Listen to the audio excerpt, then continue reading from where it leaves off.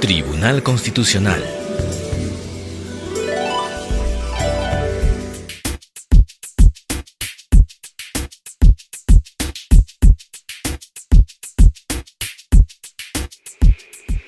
Audiencia pública del Pleno Jurisdiccional del Tribunal Constitucional, Lima, 25 de mayo del 2016, presidida por el magistrado señor Manuel Miranda Canales e integrada por los magistrados señores Marianela Ledesma Narváez, Óscar Urbiola Jani, Ernesto Blume Fortini, Carlos Ramos Núñez, José Luis Sardón de Taboada y Eloy Espinosa Saldaña Barrera. Secretaria relatora, doctora Janet Otárola Santillana. Señores abogados, señores justiciables, señores periodistas, público en general, muy buenos días, muchas gracias por el saludo. Pueden tomar asiento, un momentito. ¿Dónde está la secretaria? No sé dónde, pero así funciona. Sí, un momentito.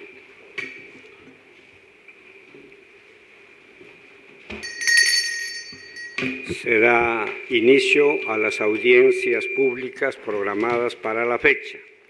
Dé cuenta, señora relatora, de los expedientes programados para esta oportunidad. Señor presidente, muy buenos días. Señores magistrados, muy buenos días. Daré lectura de las causas en las cuales se ha solicitado informe oral.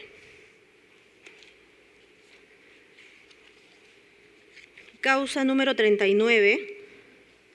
Expediente 5113-2015, proceso de habeas corpus, seguido por Antauro Igor Humala-Tasso contra el presidente de la Sala Penal Permanente de la Corte Suprema de Justicia de la República.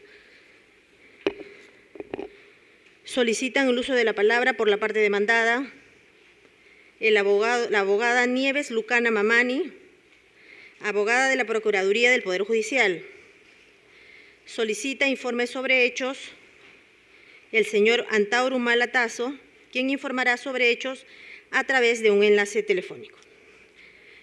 Señor presidente, doy cuenta a usted que el día 23 de mayo ha ingresado un escrito por el cual el señor Antauro Humala-Tasso solicita la reprogramación de la vista de la causa. Sobre la reprogramación de la vista de la causa, se va a suspender un momentito la audiencia, la sesión, y se va a consultar a los señores magistrados.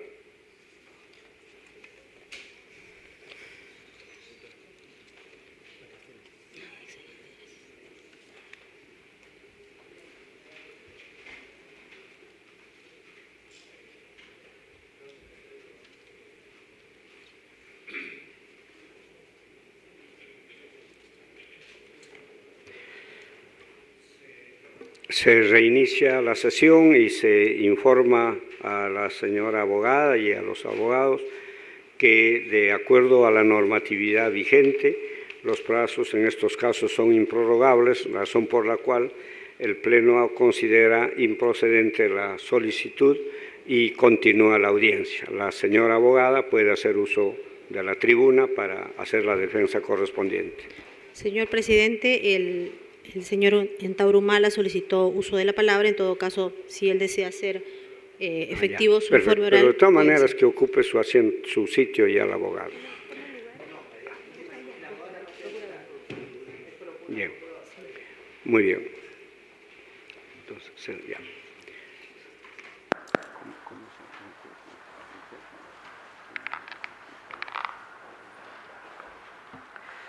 Muy bien. Se va a dar inicio a la exposición de hechos que ha solicitado el señor Humala. ¿Aló? ¿Aló? Sí, ¿puede usted, señor Humala, expresar lo conveniente en su defensa? El Pleno del Tribunal Constitucional lo escucha con la mayor atención.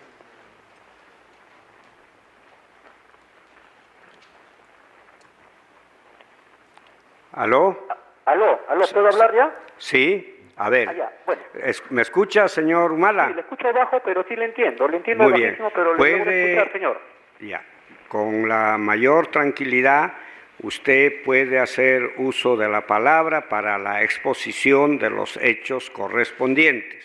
El Pleno del Tribunal lo escucha con la mayor atención. Gracias, gracias. Buenos días, señores miembros del Tribunal Constitucional. Soy el mayor en retiro, Antauro Humala, y agradezco la oportunidad que me brindan para expresarme. De los 169 reservistas que depusimos las armas ante la autoridad estatal por el llamado andahuaylazo, solamente 3, repito, solamente 3 fuimos encausados y condenados por el delito de homicidio, entre otros delitos, pero solamente 3 por el delito de homicidio.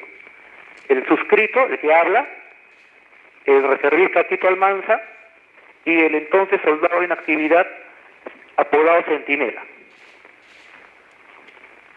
La Sala Superior nos condenó a los 3 por homicidio calificado en agravio de los 4 policías occisos en el Andahuaylazo. ¿No? Luego, ante nuestra apelación a la Corte Suprema, esta absuelve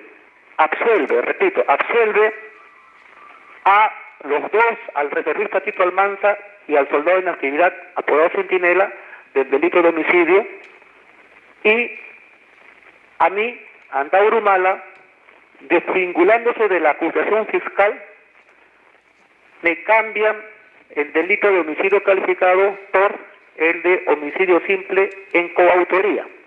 O sea, coautoría en homicidio simple en agravio de 4 policías por el que hasta ahora estoy condenado y cumpliendo mi carcelería.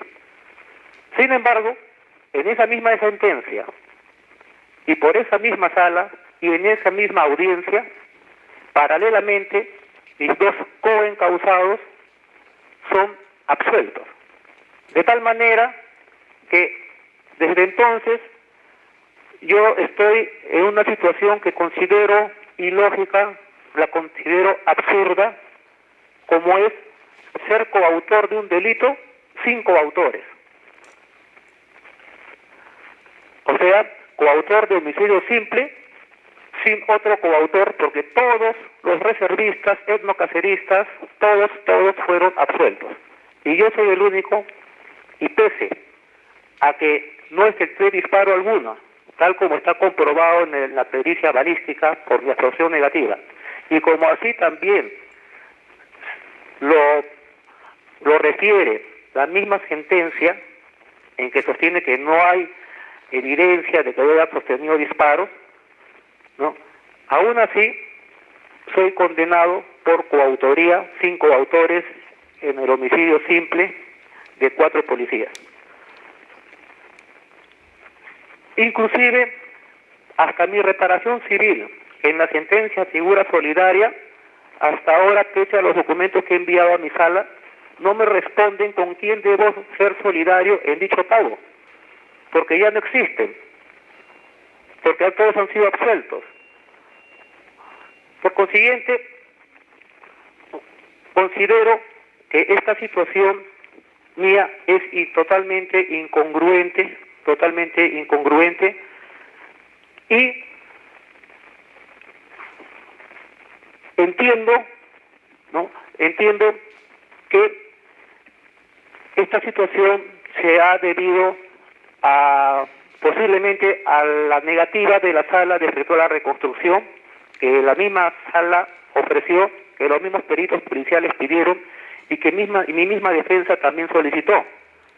Es el único caso en que, habiendo cargos de homicidio, nada menos que de policías, no se efectuó la reconstrucción de los hechos. Y también considero que es también válida los exámenes periciales a los cuerpos de los policías occisos, porque todos fueron baleados por las espaldas. Con esto yo quiero decir, primero, no estoy aumentando nada más de lo que ya dijo el Poder Judicial vía la Corte Suprema o vía la primera sala para reos en cárcel, ¿no? De que de los 169 reservistas etnocaceristas, todos los reservistas han sido absueltos de homicidio, y el único que queda es Antauro Humala, el cual no efectuó disparo alguno, y está de coautor sin coautores, estoy de coautor sin coautores en esta sentencia.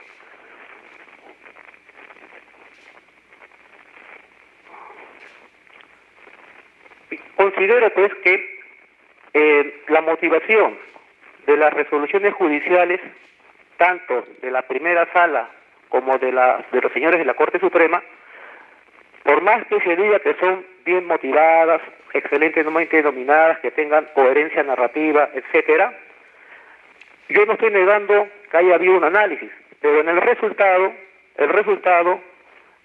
es evidente, es irracional, no existe en el diccionario de la Real Academia Española que el coautor sea en solitario. Por consiguiente, señores miembros del Tribunal Constitucional, les pido escuchar mi pedido, les pido entender mi razonamiento y les pido que declaren fundado mi habeas corpus. Muchas gracias. Bien. Ha terminado la participación del señor Humala. La señora abogada de la Procuraduría puede hacer uso de la palabra para hacer la defensa correspondiente. Lo escuchamos con la mayor atención, señora abogada.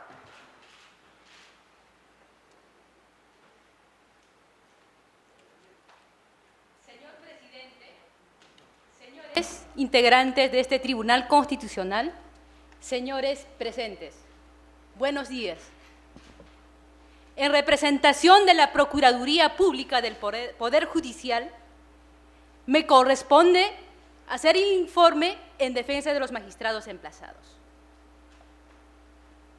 Señores magistrados, el recurrente Antauro Humala Tasso pretende la nulidad de la Ejecutoria Suprema 890-2010 de fecha 23 de junio y 6 de septiembre del 2011, mediante la cual se ha condenado a 19 años de pena privativa de libertad efectiva por los delitos de rebelión, homicidio simple, secuestro agravado y otros.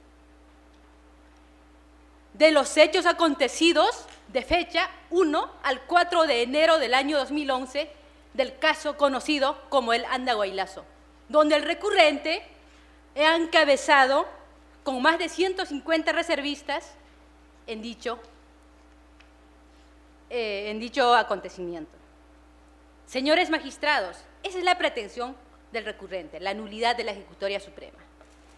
Al respecto, debo antes de responder los hechos en que se sustenta su demanda, voy a puntualizar por qué esta demanda debió declararse improcedente liminarmente. El señor Antauro Humala plantea un habeas corpus correctivo.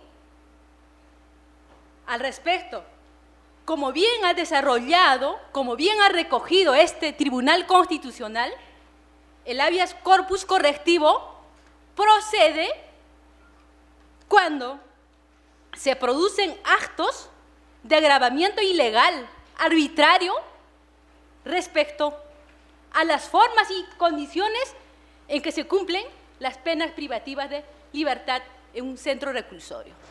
Esto es lo que ha dicho este tribunal. Por ejemplo, es el caso Mabel Aponte Chuquihuanca. Sin embargo, en la demanda de habeas corpus planteada, se sustenta en que dicha ejecutoria suprema se suprima la coautoría del homicidio simple, se disminuya el quantum de la pena, se suprima la reparación civil. Como se advierte, esta demanda es incongruente porque se pide habeas corpus correctivo sin motivar cuál es el agravamiento el acto ilegal que viene sufriendo. Se contradice su petitorio de los hechos. Por lo tanto, se debe declararse improcedente. Señores magistrados, además existe otra razón para declarar improcedente esta demanda.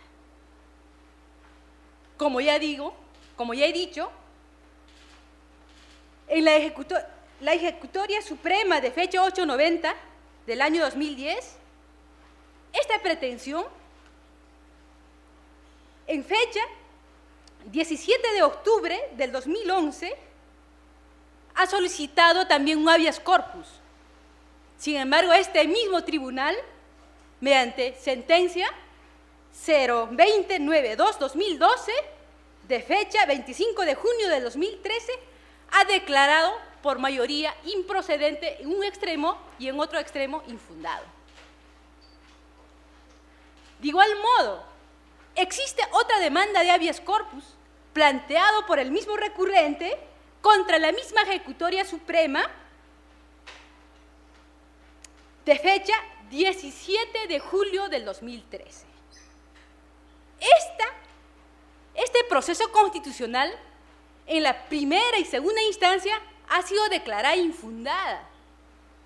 Planteado el recurso de agravio constitucional, este mismo tribunal también ha declarado improcedente, conforme se puede advertir de la sentencia 040-72-2014, de fecha 24 de octubre de 2015. Como consecuencia lógica, esta demanda también debe declararse improcedente, pues, señores magistrados,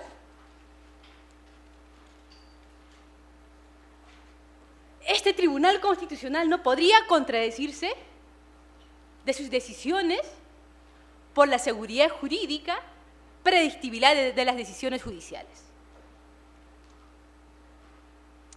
Señores magistrados, al haber advertido que la demanda de habeas corpus es improcedente liminarmente, ahora me corresponde analizar y sostener por qué también debe declararse improcedente esta demanda.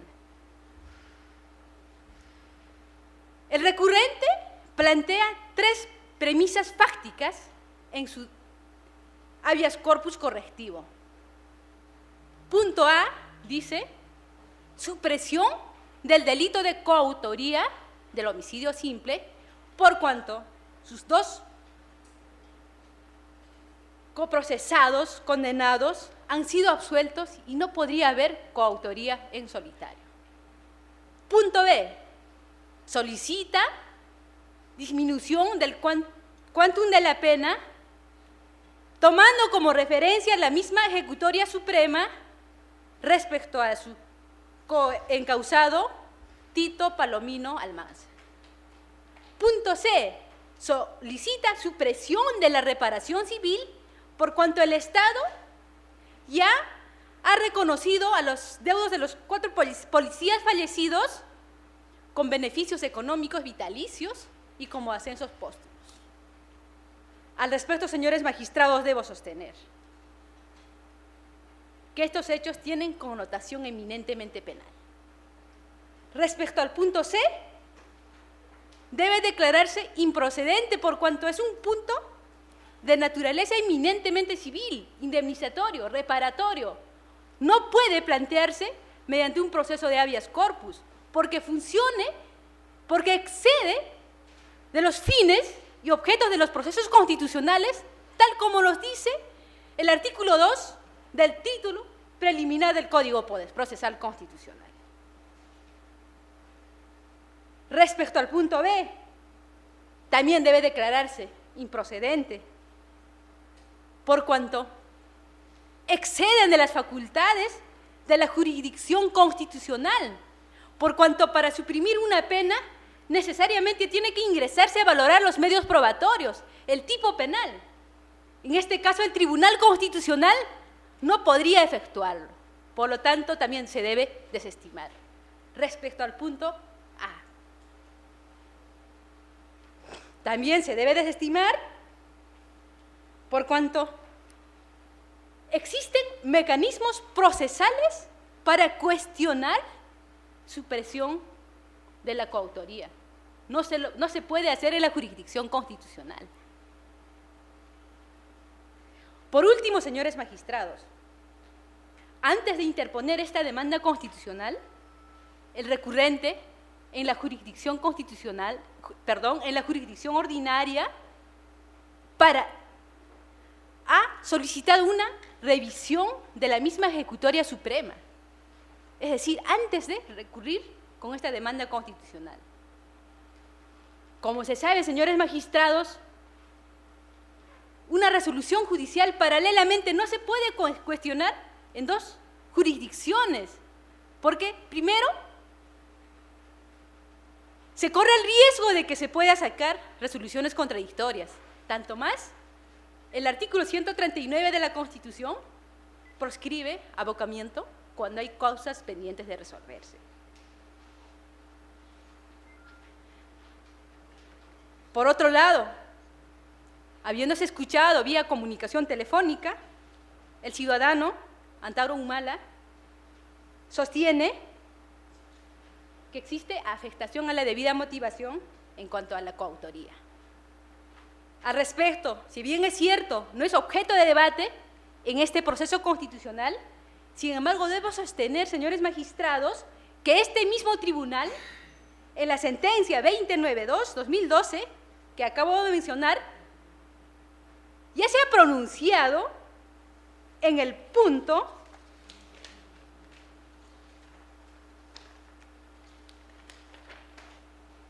4.3 de esta misma resolución, donde en forma expresa dice este Tribunal Constitucional que respecto al delito contra la vida, el cuerpo y la salud, homicidio, simple imputado a don Antauro Humala Tasso, este Tribunal Constitucional considera que la sentencia cuestionada se encuentra debidamente motivada. Siendo esto así, señores magistrados, solicito respetuosamente a este Tribunal Constitucional que se declare improcedente el recurso de agravio constitucional interpuesta. Muchas gracias. Oído la exposición de hechos del demandante y el informe oral de la procuradora, ¿sí? Pero es que no me ha... Antes va a hacer uso de la palabra el doctor Ernesto Blume para hacer las interrogantes que considere. Doctor Blume. Muchas gracias, presidente. Quería formularle algunas preguntas a la procuradora que representa al Poder Judicial y a los jueces emplazados. Y es la siguiente: más allá del tema procedimental, que usted sabe que en el proceso de habeas corpus queda muy relativizado por el objeto del proceso, que es la defensa de la libertad individual, hay una afirmación que ha formulado el señor Antauro Humala en su informe sobre hechos. Y yo quisiera conocer cuál es su opinión sobre la misma. Él ha dicho que de 257 encausados, solo 3 fueron al final procesados y que prácticamente él ha quedado como el único condenado. Y entonces señala lo siguiente: se me ha condenado como autor sin autores. Es decir, ¿cómo puedo ser coautor de un delito en donde no hay autores?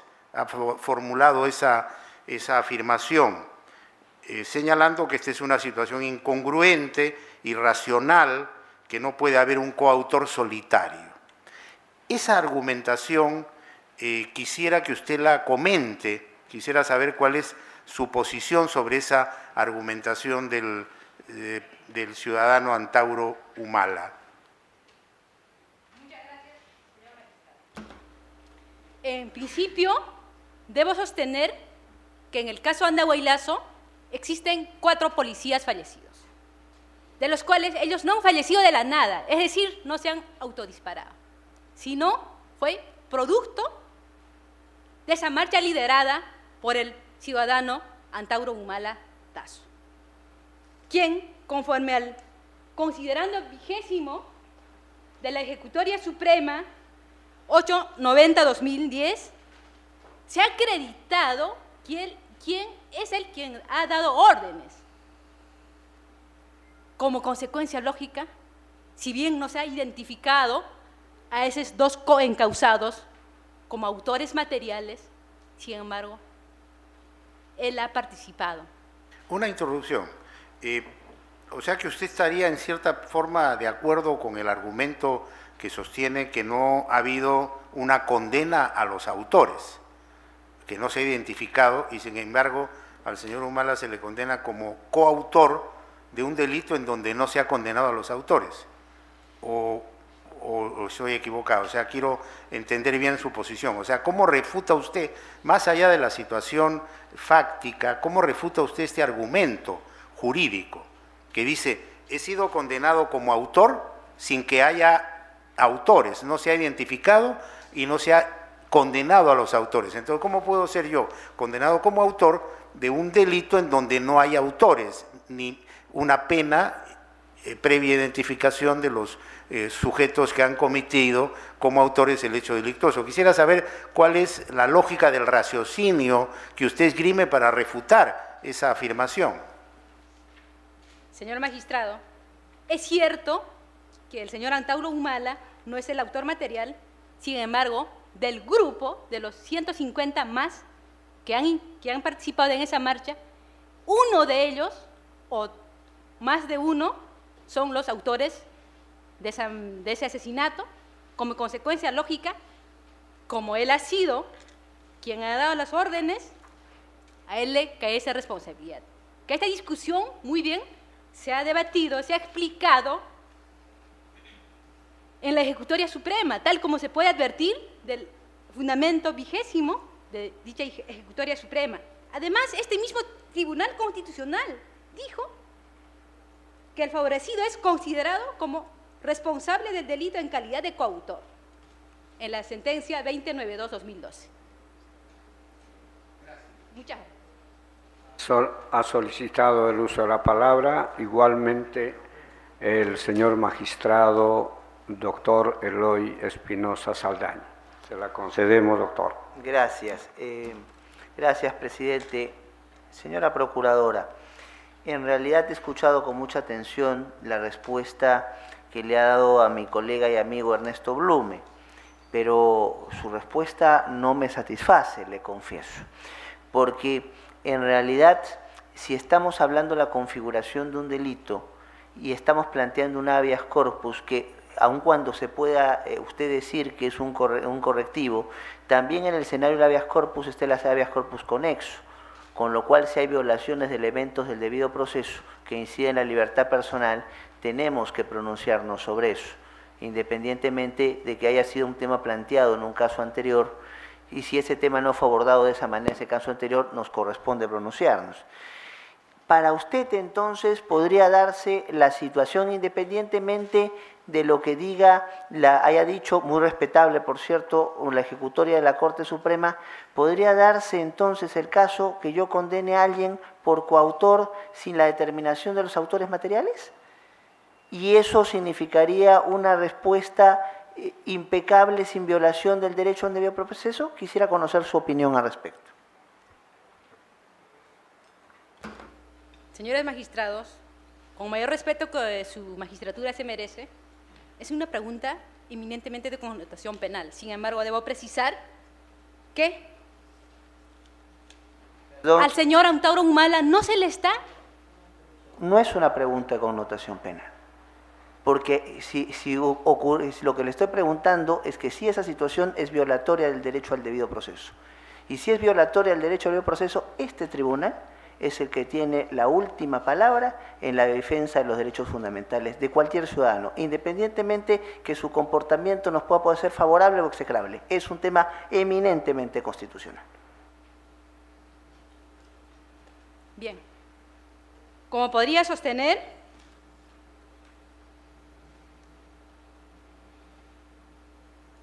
en ese acontecimiento del 1 al 4 de enero de 2005, el señor Antauro Humala Tasso es el quien ha liderado, encabezado esa marcha.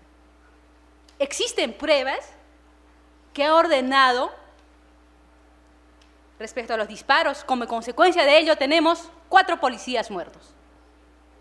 Si bien él no es autor material, si no se ha identificado, dentro del grupo que ha liderado son los autores, los coautores.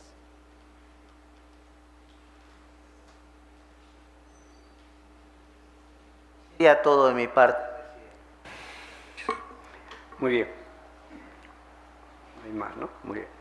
Oído la expresión de la exposición de hechos del demandante y el informe oral de la Procuradora, vista la causa, queda al voto.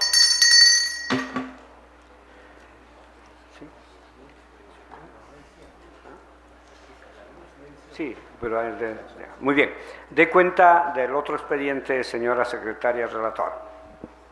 Causa número 2, expediente 5487-2013, proceso de amparo, seguido por Pesquera, Exalmar, representado por Rosana Ortiz Rodríguez, seguido contra la Sociedad Nacional de Pesquería. Señor presidente, solicitan el uso de la palabra por la parte demandante el abogado Juan Monroy Gálvez y el abogado Arturo Enrique Azarriba.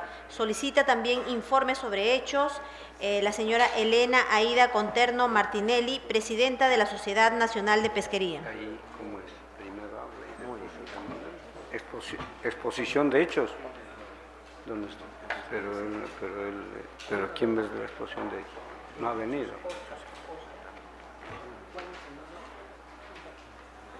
Bien. Sobre la exposición de hechos, señora relatora, ¿quién ha solicitado la exposición de hechos? Sí, es la parte, como parte demandada, ¿no? Como parte demandada. Entonces, pensé que era parte demandada. Muy bien.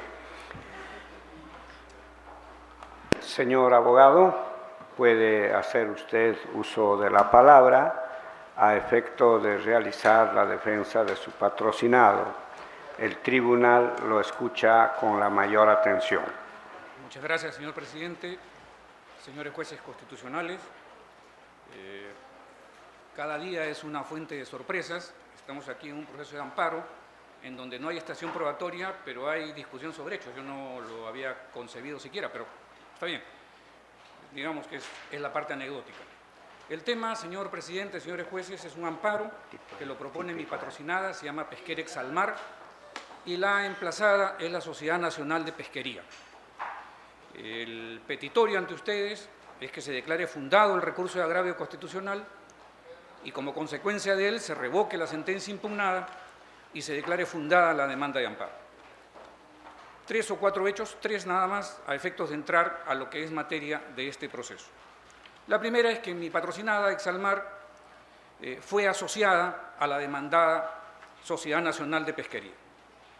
En segundo lugar, esta Sociedad Nacional de Pesquería, su consejo directivo, acuerda algo que dice llamar acuerdo institucional, que básicamente contiene lo siguiente: se prohíbe a todos los asociados descargar embarcaciones que tengan derechos pesqueros obtenidos en procedimientos judiciales indebidos, y también aquellos que descargan. Se está acoplando.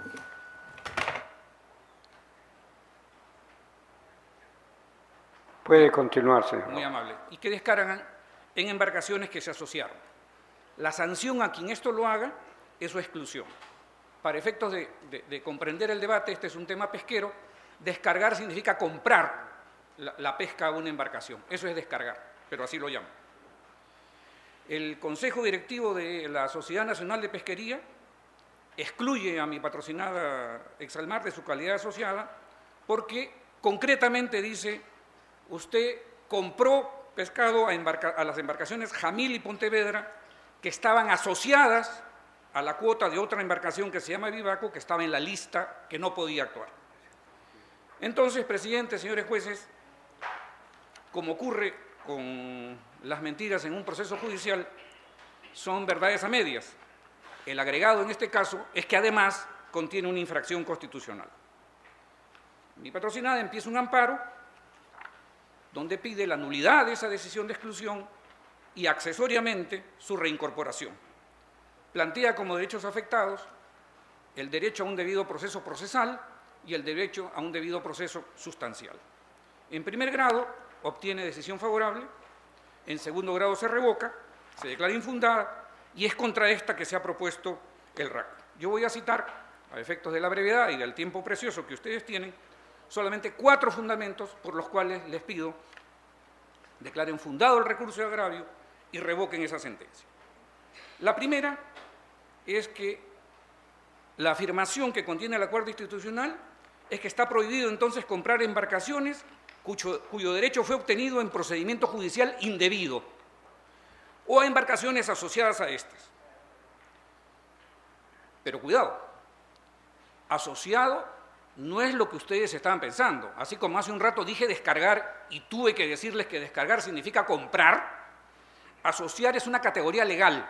El artículo 7.2 del Decreto Legislativo 1084 y el artículo 6 del Decreto Supremo establecen qué requisitos hay que tener para asociar una embarcación. O sea, asociar no es asociar, no es cuando uno está en el club, ha terminado de jugar tenis y dice asociar, no, es una categoría legal. ¿Y cuándo ocurre una asociación? Permítame un ejemplo, yo tengo 5 naves, la 1, la 2, la 3, la 4 y la 5, y resulta que empieza la temporada de pesca y mi nave 5 está averiada, está destrozada en realidad, pero tiene derechos. Entonces yo le pido al Ministerio que ese derecho que tiene la nave 5, que no puede salir, esos derechos los incorpore a la 1, a la 2, a donde quiera, porque es mi derecho. Esa nave está inutilizada y yo desplazo mi derecho. ¿Por qué? Porque las tengo asociadas, pertenecen a un armador que soy yo. ¿De acuerdo? Entonces, eso es asociar. ¿Qué ha ocurrido acá? Exalmar es excluida de la Sociedad Nacional de Pesquería porque compró pesca a Jamil y Pontevedra, que estaban asociadas a la embarcación Vivaco 24. Sale. Muy bien. Señor presidente, señores jueces, esto es así de obvio. Jamil, Pontevedra y Vivaco jamás estuvieron asociadas, jamás estuvieron agrupadas, que, dicho sea de paso, es una categoría distinta.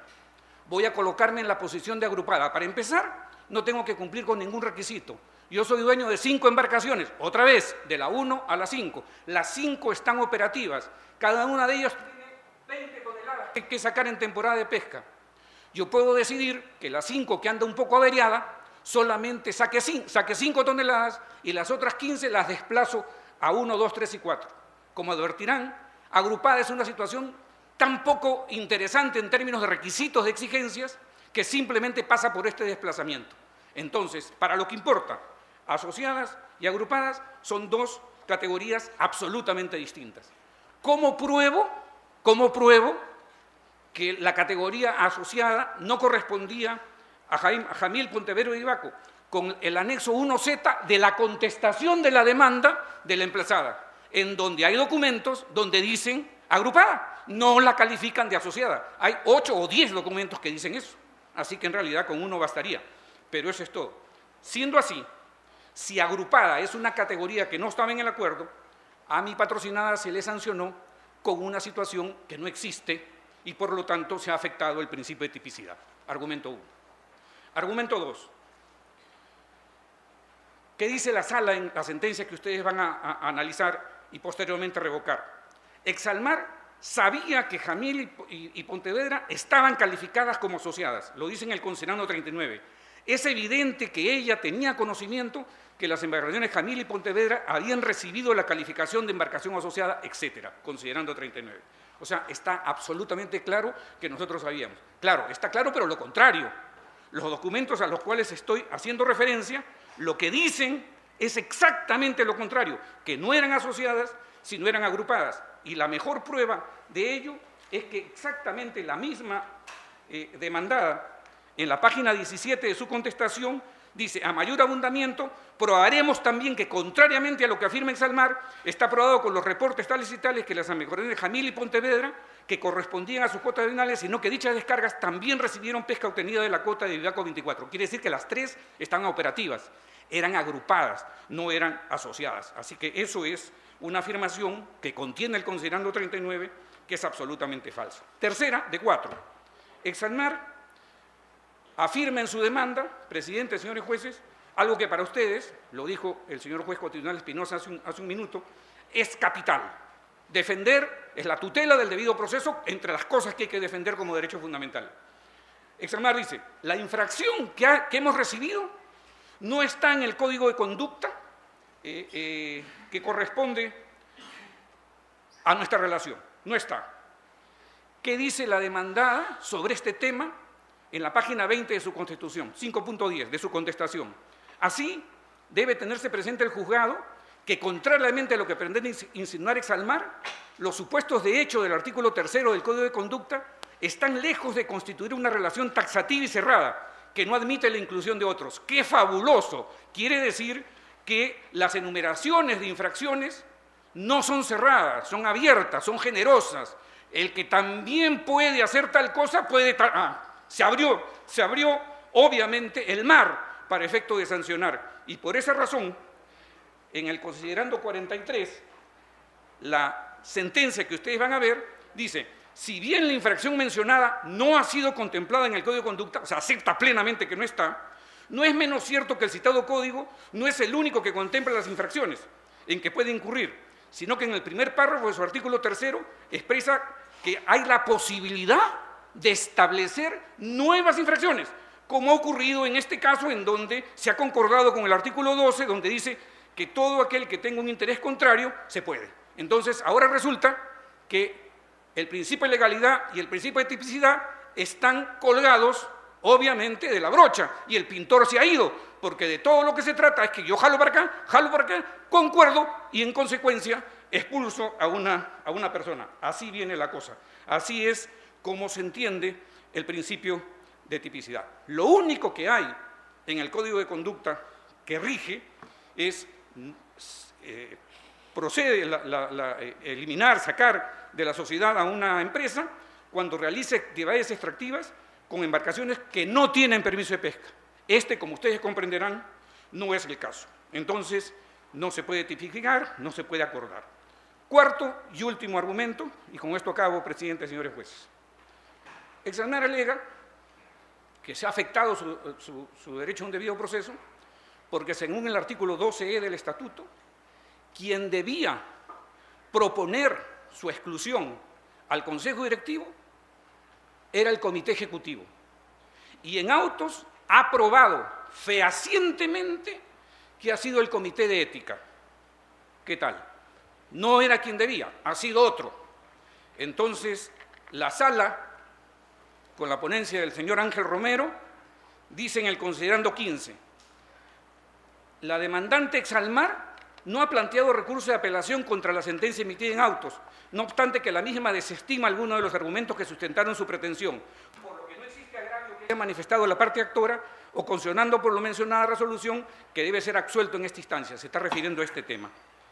Apreciado presidente, señores jueces constitucionales, yo no sé si esto tenga que decirlo, yo sé, a ustedes no les falta respeto, casi siento que les estoy faltando el respeto porque esto es demasiado obvio, pero lo que ocurrió es lo siguiente: mi patrocinada en primer grado gana, tiene 2 petitorios y los 2 se lo conceden. ¿Y sabe qué dice el juez Romero? Pero no apelaste. ¡Epa! Ganaste, pero no apelaste. Un presupuesto en materia impugnatoria, un presupuesto para impugnar, es tener interés para impugnar. ¿Y el interés para impugnar qué significa? Agravio. Si por lo menos no me dan las costas, señor, yo puedo apelar, porque merezco mis costas, porque no me lo han dado, y eso es agravio. Pero yo no puedo ganar todo y apelar, pues. En primer lugar, porque no estoy loco, y en segundo lugar, porque me van a decir improcedente tu demanda, porque no hay alguna manera de hacerlo. Y en el Estatuto, artículo 12, infine, corresponde al Consejo Directivo, a propuesta del Comité Ejecutivo, decidir las exclusiones, específicamente el punto E.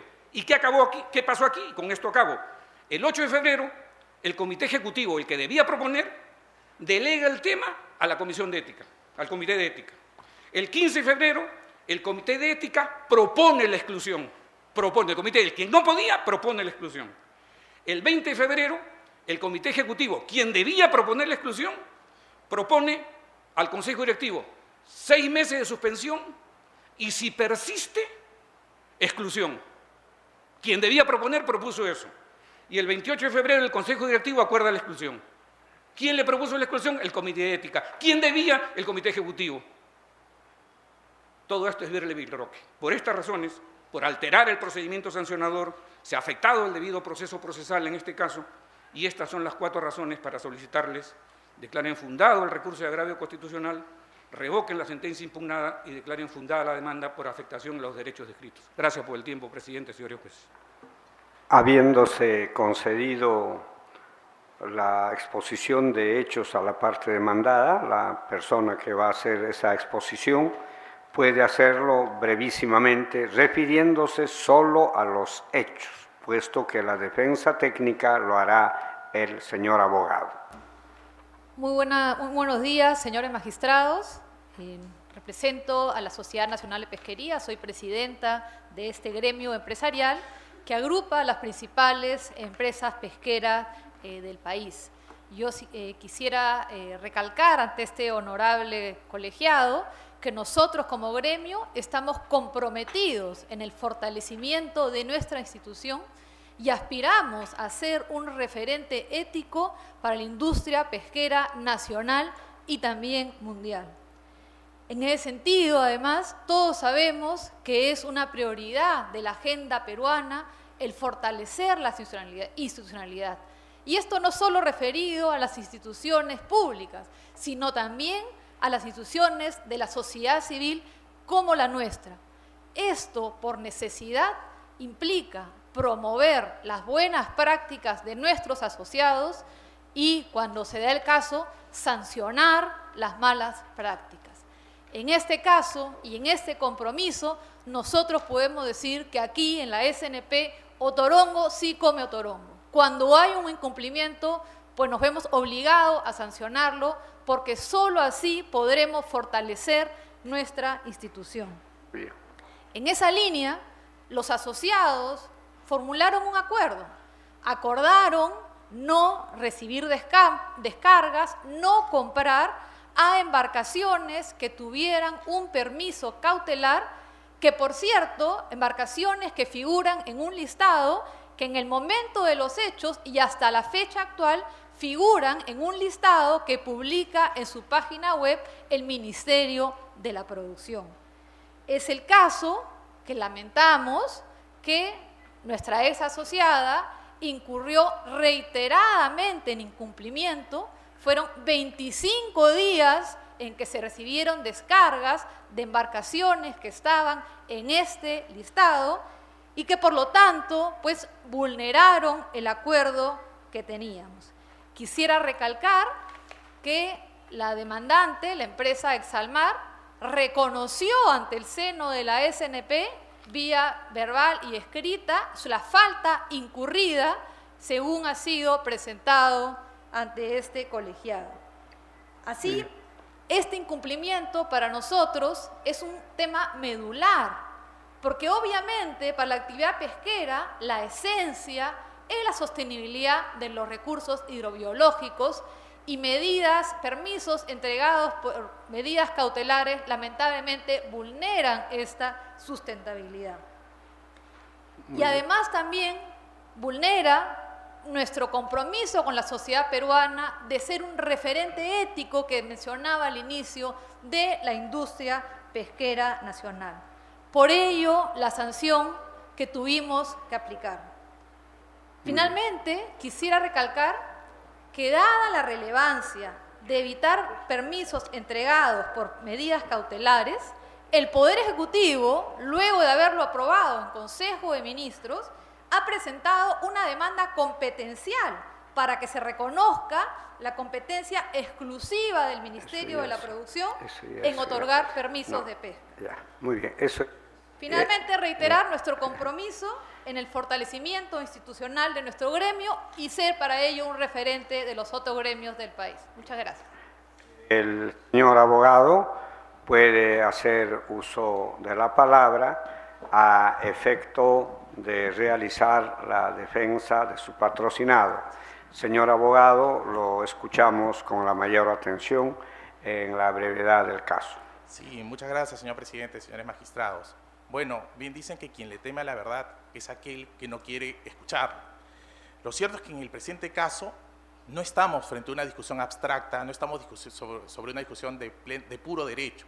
Estamos ante una controversia que es esencialmente de hechos, por las razones que muy brevemente expondré a continuación. Y para tal efecto creo que es relevante, en primer lugar, resaltar la doctrina jurisprudencial de este propio tribunal en relación a la materia. Simplemente cito alguna, porque si no nos cansaríamos. El tribunal ya dijo en reiteradas ocasiones que en el caso de las asociaciones, una facultad inherente, un derecho fundamental de las asociaciones es el derecho a la autoorganización del instituto, lo que contempla también el establecimiento de las faltas, bien estableciendo procedimientos en cuyo seno se determina la responsabilidad de los asociados, así como la sanción de separación definitiva. Esta es jurisprudencia de este propio tribunal, en donde se reconoce que las asociaciones tienen, pues, como privadas, el derecho a establecer cuáles son las sanciones del caso. Obviamente, es una verdad de perogrullo, eso supone el respeto a un debido procedimiento. Y dentro de esos factores del debido procedimiento, el que la demandante alega es que habría una supuesta vulneración al principio de tipicidad. Y para ello, en realidad, utiliza o pretende plantear una tipicidad cerrada, una tipicidad absoluta, una tipicidad quizá propia del derecho penal. Pero este mismo tribunal, este mismo colegiado, en la sentencia reciente del caso de Servir, ha establecido o ha reiterado los parámetros ya conocidos vinculados precisamente a cuándo estamos frente a la observancia del principio de tipicidad. Y al respecto es relevante decir o citar al propio tribunal cuando dice que el principio de tipicidad, la certeza de la ley es compatible con un cierto margen de indeterminación en la formulación de las conductas prohibidas, siempre que se garantice un núcleo base en la materia de la prohibición. En otras palabras, la exigencia de la certeza de la disposición jurídica sea perfectamente compatible con un margen de indeterminación en cuanto a pueda ser perfectamente conocida por la persona a la que se procesa. ¿Cuál es entonces el fundamento constitucional de la tipicidad? Que aquella persona a la que se le imputa la falta conozca de antemano, con certeza, cuál es la conducta prohibida. Este asunto no es menor porque en el presente caso lo relevante es que la demandante Exalmar fue quien acordó la conducta infractora. Conforme a los estatutos lo permitían, no es verdad que se dejaba una cláusula abierta y que en cualquier momento el ente disciplinario decidía sobre la marcha la sanción a imponer. No, lo que se decía era que el Consejo Ejecutivo podía determinar nuevas sanciones. En un ámbito privado eso es perfectamente posible. Y lo paradójico del caso es que la propia Exalmar tomó el acuerdo institucional. Ahí consta en auto su firma diciendo, nosotros decidimos que no le vamos a adquirir pesca a los señores que cuentan con medida cautelar. Pues bien, siendo que ellos mismos le dieron contenido a esa sanción, ocurrió que al mes siguiente una carta, 2 cartas, 3 cartas, 4 cartas, 5 cartas de la Sociedad Nacional de Pesquería diciéndole, señores Exalmar, están incumpliendo el acuerdo que ustedes mismos han propiciado. 5 cartas que daban cuenta de 25 días en los que los señores, de manera reiterada y sin hacer caso a estas cartas, adquirieron pesca de embarcaciones con medida cautelar. Y los propios señores de Exalmar, cuando después de que agotamos la comunicación, se presentan ante el seno de la Sociedad Nacional de Pesquería, ¿qué dice la señora Rosana Ortiz, la gerente general de Exalmar? Dice, señores miembros de la sociedad, reconozco que desde una interpretación legalista y taxativa sí hemos infringido el acuerdo. Lo dice la señora Rosana Ortiz, anexo 1R de la demanda. Días después, ¿qué dice el presidente de Exalmar, el señor Víctor Mata, el dueño de la empresa, por hablar coloquialmente? Ante el comité ejecutivo, reitera, agradeció la oportunidad de dar a conocer la posición de su empresa y señaló que aceptaba la falta. Es decir, a mayor abundamiento, carta el 27 de febrero de la propia Exalmar. Señores, hemos descargado de las embarcaciones Jamil y Pontevedra y hemos contravenido la esencia de los acuerdos. ¿Cómo puede invocarse una afectación a la tipicidad si está probado que el demandante no solamente fue el que hizo la sanción, con lo cual la conocía perfectamente, sino que luego reconoció su falta? ¿Dónde está ahí el fundamento constitucional? No puede pretender amparizarse lo que hice y después ya no me gustó. Evidentemente, en el presente caso, no hay un caso constitucional, como bien lo ha determinado la sentencia de vista, porque no solamente hay este conocimiento absoluto, indiscutible, incontrovertible, que los hechos ponen en evidencia, sino que no ha habido ninguna afectación al debido procedimiento. Los señores han sido oportunamente notificados de la imputación, los señores se han defendido y los señores han tenido la oportunidad de presentar todos sus cuestionamientos al respecto. ¿Qué dice frente a esta situación inobjetable ahora la demandante? Dice, no, lo que pasa es que el acuerdo hablaba de asociar y ese es un término legal y yo lo que hice fue agrupar.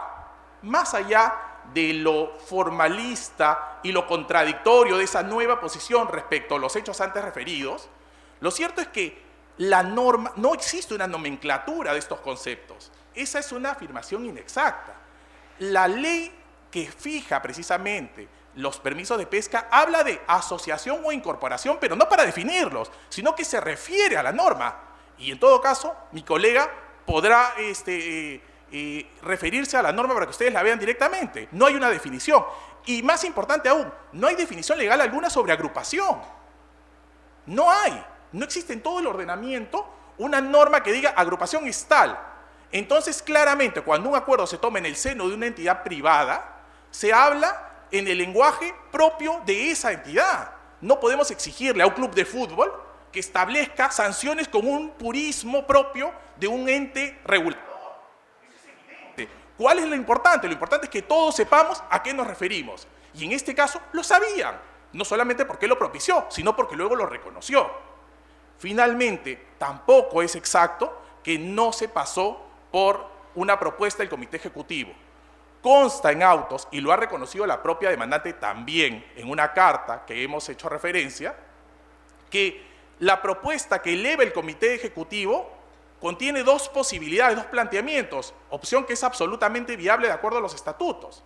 En ese sentido, nuevamente se afirman hechos que no se corresponden, porque lo cierto, lo fundamental, lo único constitucional en este caso es que los señores conocían de qué trataba la sanción y la aceptaron. Por esas consideraciones es que solicitamos se rechace el presente recurso. Muchas gracias. ¿Va a hacer uso de la réplica, señor abogado? Brevísimamente. Créame que ese es el propósito. Yo en primer lugar agradezco el celo de la expositora de hechos. Claro, ahora que está en la Sociedad Nacional de Pesquería, que era precisamente la institución que ella como funcionaria pública, como ministra debía de controlar y proteger, pero en todo caso siempre hay tiempo para hacer lo que se debe. Así que me alegra muchísimo que ahora coloque el celo que corresponde, ya no en función pública, sino en asesoría privada. Muy bien. Segundo tema. Mi patrocinada dijo que no había habido violación y tal cosa. Muy bien. Yo lo que intento decir aquí como segundo argumento, señor presidente y señores jueces, es que ninguna aceptación que realice mi patrocinada o ningún agraviado de un derecho constitucional es renunciable. Lo diré de otra manera. Es irrenunciable el derecho a no ser sancionado por conducta no tipificada. Es irrenunciable el derecho, ¿no?, a soportar una alteración del procedimiento debido. Y es irrenunciable el que se extiende el ámbito de una infracción para incluirla. El señor doctor, a quien escuchaba atentamente hace un minuto, ha dicho una cosa que sí, hay varias cosas, pero al revés me tienen sin cuidado. Pero hay una cosa que ha dicho. Esto de agrupada, asociada, es una cosa que no está en la ley. Y acá ha dicho que está en la ley y eso es falso. Artículo 7 del Decreto Legislativo 1084.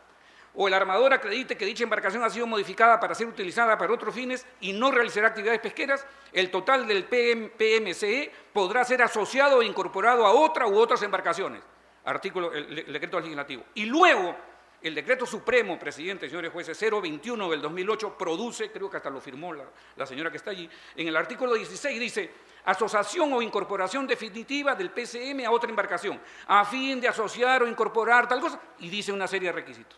O sea, perdone, mire, es tan fácil mentir, créame, gane o pierda. Yo no voy a venir a ustedes a decirles, está en la ley y resulta, tengo que leer y perder mi tiempo solamente porque se dice muy ligeramente que yo he venido a decir que está en la ley y no está en la ley. Eso no está bien, eso no está bien, eso hay que aprender. Cierto que eso se aprende en casa, pero de todas maneras uno siempre está a tiempo de hacerlo.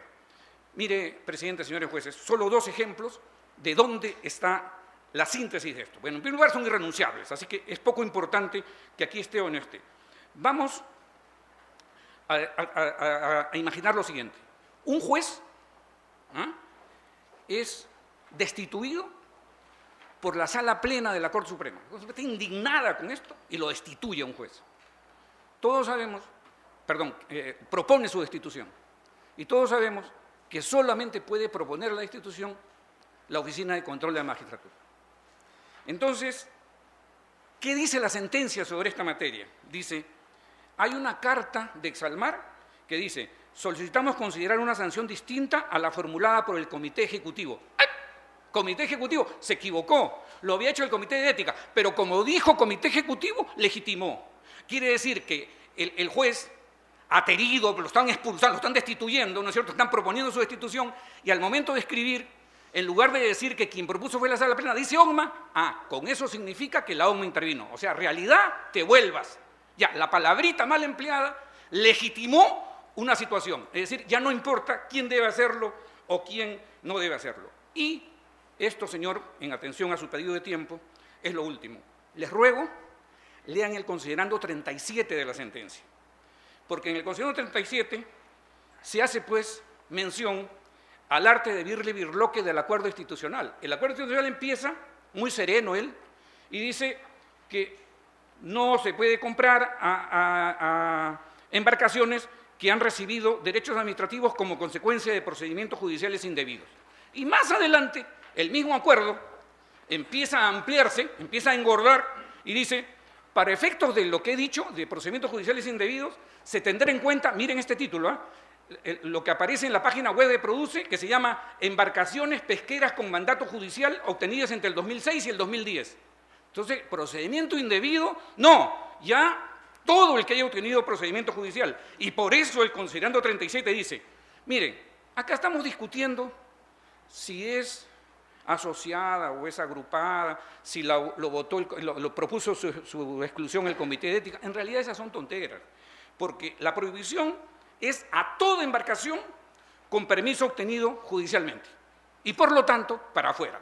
Mi pregunta, señor presidente y señores jueces constitucionales, porque creo que esta sentencia va a ser vital para muchas cosas, es la siguiente.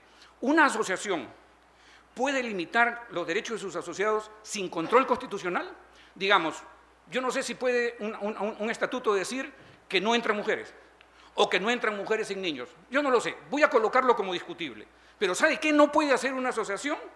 Es imponerle a sus asociados una conducta contraria al Estado como organización política. ¿Por qué? ¿Cuál es un procedimiento judicial indebido? ¿Cómo es? ¿El que ha sido declarado indebido? No, pues, porque si ha sido declarado es nulo, se acabó, ya no produce ningún efecto, no le da derecho a nadie, así que ese no es. Entonces, uno que esté en trámite, no, pues porque no ha acabado, todavía no es indebido, no te apures, no es indebido. Entonces el que acabó y dio derechos, no, pues porque si acabó tiene cosa juzgada y no la puedes afectar, si no derrumbas el sistema también.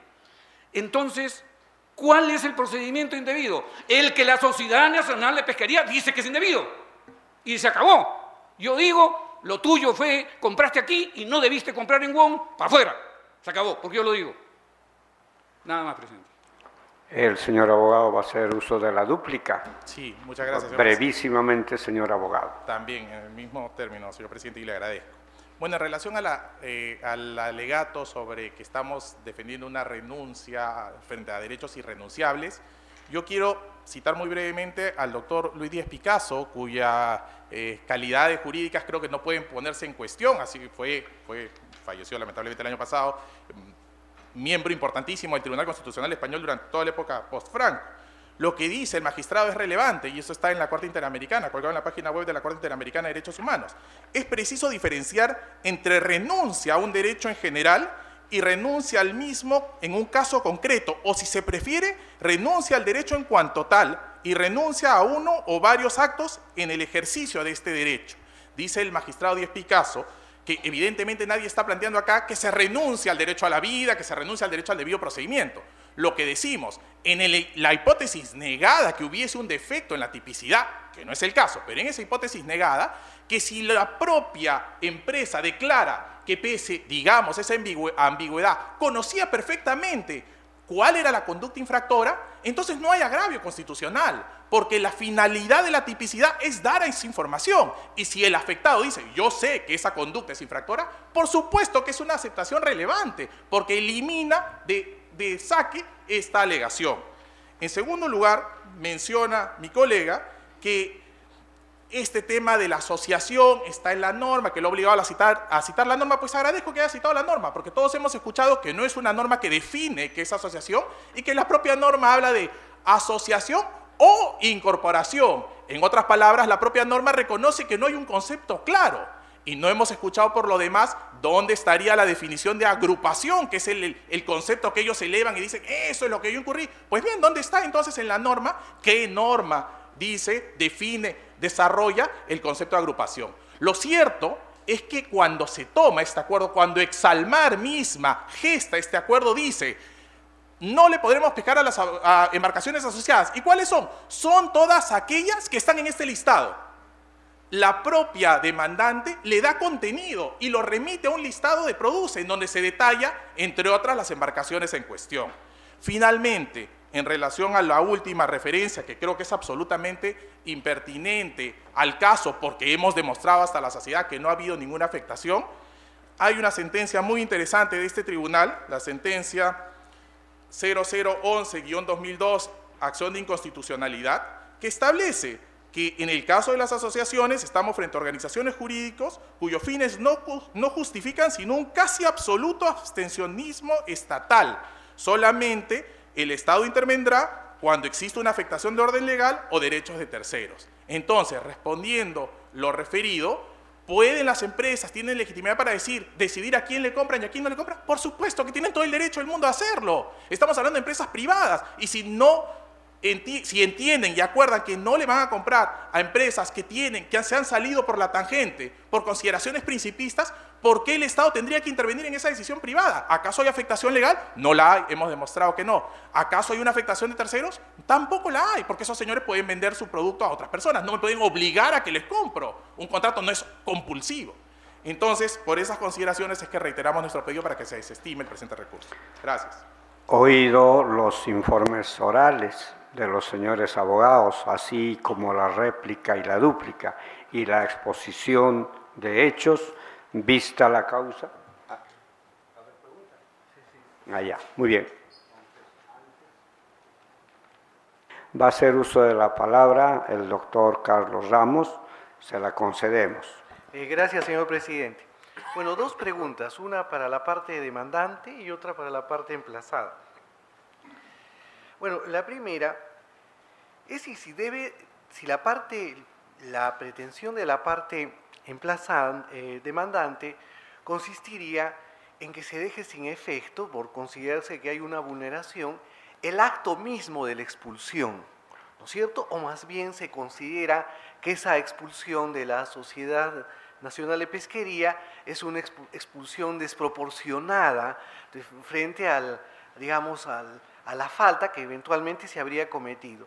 Y también para la parte demandada, ¿no es cierto? Si no es desproporcionada la sanción de expulsión, habida cuenta que el argumento de la tipificación, bueno, daría pie a que la norma era no lo suficientemente clara, quizás porosa, y habría sido, en lugar de la expulsión, conveniente una sanción distinta, quizás no tan drástica, ¿no?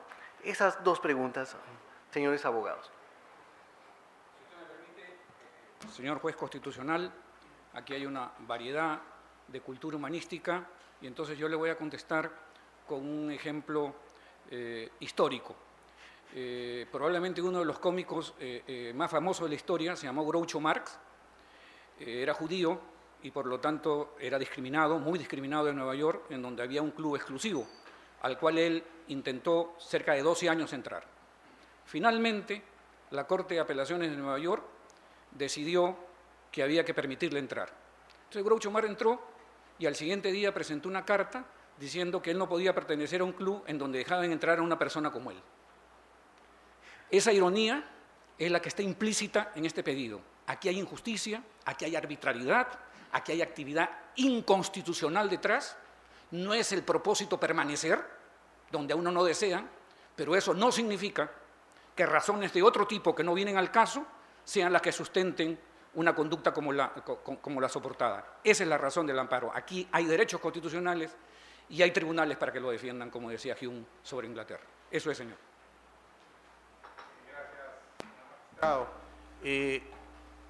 Cuando se detecta el primer hallazgo en el día 1 de diciembre del 2011, así como Exalmar, hubieron otras 2 empresas. Se les convocó con esta primera carta del día siguiente, del 2 de diciembre, informándole las fechas en que se les había detectado. Las otras 2 empresas se presentaron, pidieron disculpas y simplemente recibieron una amonestación. Exalmar no fue, no se presentó ni en esa oportunidad, ni en la segunda, carta 26, ni en la tercera, y recién en la cuarta llegó para reconocer la falta, pero después de haber reconocido la falta, siguió adquiriéndole pesca a estas embarcaciones, siguió contraviniendo el acuerdo. Esta fue la conducta que determinó al final la sanción. La sanción a quien, desconociendo el acuerdo entre pares, había no solamente reconocido, sino que había persistido en la falta. Y esa era la circunstancia que determinó la gravedad de la sanción, que como dijo la señora Conterno, lamentamos, pero no teníamos más alternativa que respetar lo que nosotros habíamos acordado. Gracias. El magistrado doctor Sardón está solicitando el uso de la palabra, se la concedemos. Al abogado de la parte demandante, los estándares que se pueden exigir a las normas de tipificación, ¿no?, de conductas no aceptadas, los estándares, digo, en las normas del Estado, como el Código Penal, deben ser los mismos que se exijan a las asociaciones civiles, ¿o puede haber una diferencia ahí? Constitucional, que la evolución de un Estado de Derecho a un Estado constitucional de derecho, si queremos decirlo doctrinariamente, el tránsito al neoconstitucionalismo implica sustancialmente que la Constitución nutra absolutamente todo el tejido social. Si van a haber variables, seguro que las pueden haber. Seguro que una asociación y los miembros de ella tienen algún ámbito restringido sobre qué actuar. Pero, por ejemplo, la interdicción a la analogía en materia de norma sancionatoria, eso es un imposible jurídico porque se derrumba el país, se derrumba la sociedad, se derrumba el Estado. No avanzamos, es un retroceso. Eso es, presidente. El año, si no me equivoco, el 1 de enero del año 72 fue asesinado el señor Luis Banquero Rossi, el principal empresario de la pesca que ha tenido el Perú. Luego, inmediatamente se pescó de tal manera que desapareció ¿no?, la biomasa durante casi 50 años, creo. Entonces, ¿cómo evitar que eso vuelva a ocurrir, ¿no? Entonces, en este caso, la Sociedad Nacional de Pesquería repetidamente le ha comunicado a esta empresa que usted representa que estaba incurriendo, ¿no?, en algo que había sido aprobado por ella misma, que no debía hacer. Entonces, ¿en qué sentido, le pregunto yo a usted, cómo es que se ha violado el debido proceso, un derecho fundamental de la empresa? ¿Cómo no? En lo siguiente, se ha dicho 3 o 4 veces aquí, pero cuando argumenté en primera instancia, señor juez constitucional, estoy seguro que ustedes sí lo han guardado, esas 2 embarcaciones, Jamil y Pontevedra, no estaban asociadas, y la hipótesis de sanción era que estuvieran asociadas. Entonces, cuando se describe una actuación recurrentemente indisciplinaria, estamos partiendo de un margen de error. La hipótesis de sanción, de infracción prevista, no es la que aparece, como tampoco había sanción. O sea, no solamente hay afectación al principio de legalidad, sino también al principio de tipicidad.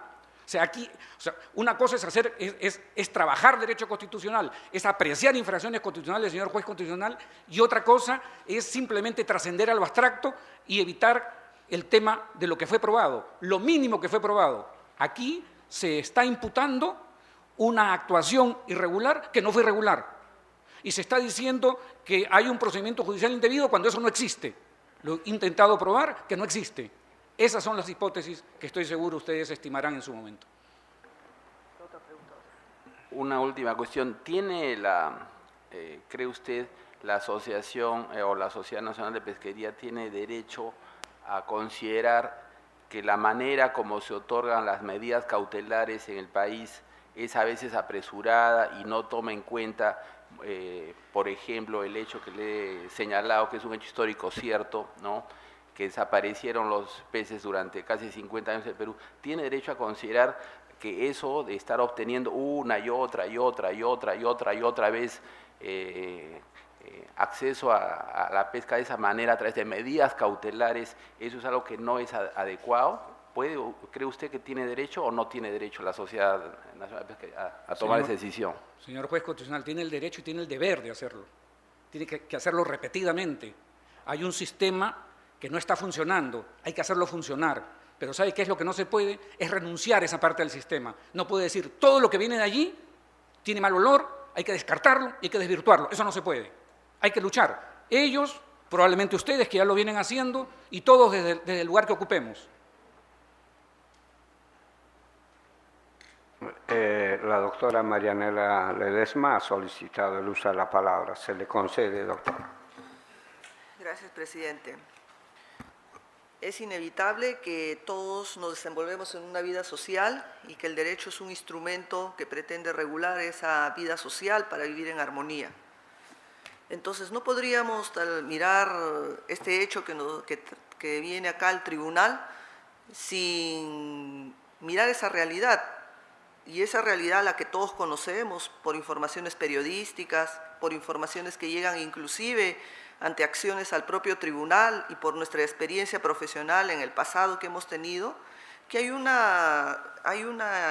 un hecho permanente y que es de público conocimiento, que hay empresas que se dedican a la pesca y que han tratado de obtener estos permisos de pesca para legitimar, entre comillas, su actuación, recurriendo a la vía judicial. Ustedes son abogados, ustedes han visto, inclusive hay grandes cuestionamientos a los magistrados del Poder Judicial que han dado permisos de pesca para permitir que estas empresas sigan operando y, en cierta manera, burlar las limitaciones que pone el Ministerio de Pesquería, o el Ministerio, bueno, no sé exactamente ahora cuál es el nombre, pero que está orientada a de producción, algo así. Entonces, y aún así, para perfeccionar más este asunto, se transfieren embarcaciones y por añadidura el permiso de pesca va incluido, con el argumento que uno adquiere una embarcación no para decoración, sino para hacerla funcionar, y por añadidura el permiso de pesca va inherente a la transferencia de la embarcación.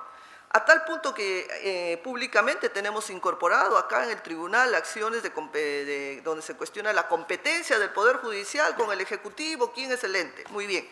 En ese contexto, ¿qué es lo que viene acá a discutir? Se plantea acá que la institución demandada, mediante un acuerdo institucional para combatir las medidas judiciales que ordenan indebidamente el otorgamiento de derechos, llevan al siguiente acuerdo. Le voy a leer textualmente, dice: se comprometen a no adquirir o descargar la pesca de embarcaciones de armadores que hubieran obtenido derechos administrativos como consecuencia de ¿qué? De procedimientos judiciales indebidos contraviniendo el ordenamiento pesquero vigente. Por supuesto que después sigue, además, las embarcaciones que se hubieran asociado temporalmente o definitivamente, que es el caso que también usted ha señalado, o que se señala acá en este caso. Entonces, lo que yo le quiero preguntar, sobre todo al abogado demandante, para que nos aclare, la pesca que se ha adquirido de estas embarcaciones, que adquirió Exalmar a estas embarcaciones, entre comillas, asociadas, agrupadas, reunidas, bueno, bajo cualquier nomenclatura que se quiera usar, esa pesca que se adquirió a estas embarcaciones tenían medidas cautelares dictadas en procesos judiciales. Eso es lo que quiero que me aclare. O de dónde obtuvieron esa pesca que se adquirió. ¿Fue obtenida bajo medidas cautelares judiciales o no, quienes operaban así? ¿Esa es la pregunta, señora jueza? Bueno, no. Jamil y Pontevedra jamás tuvieron medida cautelar, jamás tuvieron eso.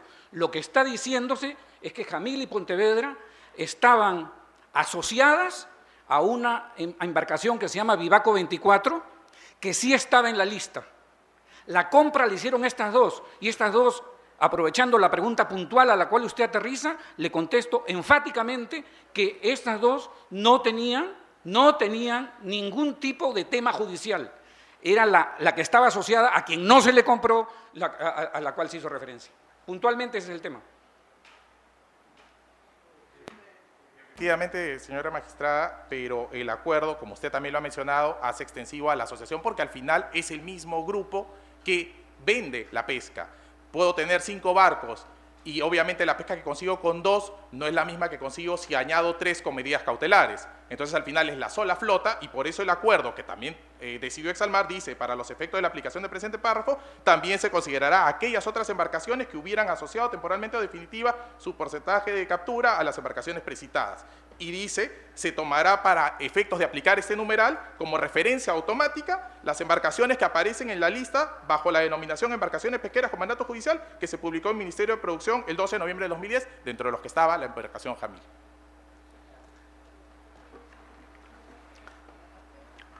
Oído los informes de los señores abogados, la réplica y la dúplica correspondiente, el informe de hechos y la intervención de los señores magistrados y la señora magistrada, vista la causa, queda al voto.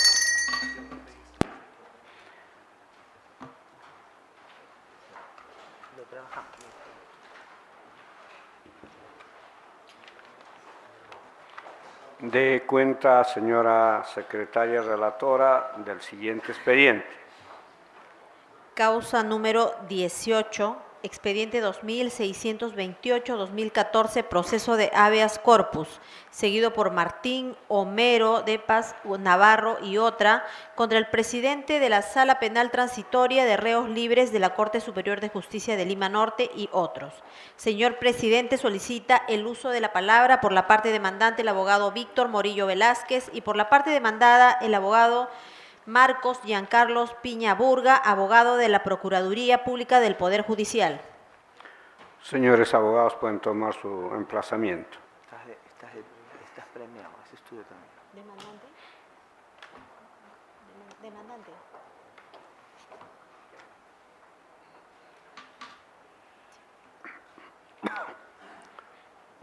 Señor abogado, puede hacer usted uso de la palabra a efecto de realizar la defensa de su patrocinado. El tribunal lo escucha con la mayor atención. Señor presidente, señores magistrados del Tribunal Constitucional, buenos días. Mi patrocinado, el señor Martín de Paz Navarro, presenta interpone recurso de agravio constitucional contra la resolución que declara improcedente el habeas corpus. La sala sostiene de que, considerando que mi patrocinado no ha votado la vía. Sin embargo, puedo sostener que hemos presentado el escrito mediante un recurso de queja, pero la sala declara inadmisible la queja para que subsane. Lamentablemente, en esa época yo no era su abogado del patrocinado y por motivos, no sé, ha dejado pasar los 5 días, ya sería extemporáneo. Entonces significa que sí hemos agotado. Lamentablemente el abogado anterior ha dejado pasar los 5 días, no sé por qué motivo, lamentablemente mi patrocinado, en este caso inocente, desconoce las leyes y se ha dejado llevar por su abogado. Bien, los hechos, materia de este presente, es de que el juzgado la instrucción por el delito de defraudación y lo condena a una pena de 4 años, una reparación civil de 5.000 soles.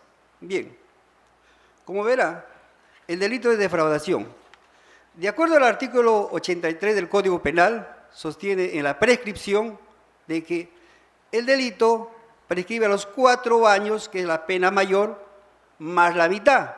En este caso sería a los 6 años prescribe. Bien, como veremos, los hechos de inicio es el 6 de abril del 2006. En este caso, de acuerdo al artículo 83, prescribe a los 6 años, sería el 6 de abril del 2012. Sin embargo, la sala resuelve la vista de la causa, bueno, la resolución de vista, con fecha 17 de agosto del 2012. Después que ha prescrito, resuelve la sala. Ese es el motivo que venimos a su señor presidente a fin de esperar justicia. Mi patrocinado lo que busca es justicia. No, mi persona no desea castigar a los señores vocales superiores, porque lamentablemente somos seres humanos que se han podido equivocar. Lo que busca es de que justicia, si ha prescrito o no ha prescrito el delito.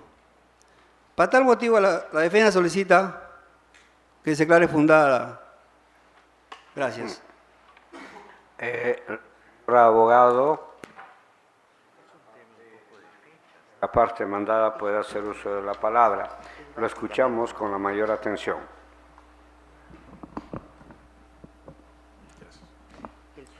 Muchas gracias. Señor presidente, señores magistrados, con ustedes muy buen día, público en general. Mi persona se constituye en el presente pleno del Tribunal Constitucional a fin de representar legalmente a la Procuraduría Pública del Poder Judicial. Escuchado los alegatos del demandante y habiendo dado lectura a la demanda del mismo, contradecimos dicha demanda en todos sus extremos. De igual manera, solicitamos se declare improcedente o en su defecto infundada el recurso de agravio constitucional. En la presente causa, los demandantes y a la vez beneficiarios de nombre Martín Homero de Paz Navarro y su cónyuge María Hortensia Campoverde Valle, dirige la demanda en contra de la Segunda Sala Penal Transitoria para procesos con reos libres de la Corte Superior de Justicia de Lima Norte. Señala de que se ha vulnerado el debido proceso de manera conexa a la libertad individual y solicita se declare la nulidad y sin efecto legal la sentencia de vista contenida en la resolución judicial sin número de fecha 17 de agosto del año 2012. Los alegatos de la defensa técnica de los accionantes consiste, y ya lo ha dicho, pero para poder recalcar y dejar en claro las cosas, es que la fecha de inicio donde se comete el ilícito penal es del 6 de abril del año 2006 y aplicando una operación simple de matemática, esta debería concluir el 6 de abril del año 2012, por lo que habría prescrito la acción penal. Para ello, señores magistrados, queremos cuestionar un punto. No entendemos, no comprendemos por qué la defensa técnica de los demandantes parten de esta fecha. No comprendemos. Señalan la fecha 6 de abril del año 2006. Para empezar, señores magistrados, este digno tribunal, en reiterada jurisprudencia, ha señalado de que la prescripción puede proceder. Estupendo, nadie contradice ello. Toda persona tiene el derecho de liberarse de una responsabilidad penal que en el curso del tiempo ya no es imputable. Pero el TC, el Tribunal Constitucional, ha señalado de que no se puede discutir en esta sede constitucional sobre la fecha en la cual inicia el plazo de prescripción de la acción penal. Para ello, pasaré a dar lectura muy rápidamente a la sentencia del proceso primigenio, del proceso ordinario, proceso penal, y se señalan diversas fechas. No sabemos en qué fecha se consumó el ilícito penal. Por ejemplo, dice que con el contrato privado de compra-venta, y renglones más abajo señala la fecha, es de 18 de marzo del año 2004. Por otro lado dice, sin embargo, la copia de la escritura pública extendida ante notario público de Huacho, el doctor Enrique La Negra Arzola, transferencia que fue realizada el 6 de abril del año 2006, elevada a la escritura pública con fecha 10 de mayo del 2006. Si ustedes van a acceder, señores magistrados, con todo respeto, a la lectura de la sentencia de primera instancia, que es la sentencia emitida por el primer juzgado penal de fecha 30 de noviembre del año 2011, podrán notar que se señalan diversas fechas. Entonces la pregunta es la siguiente, y esto va dirigido directamente al colega.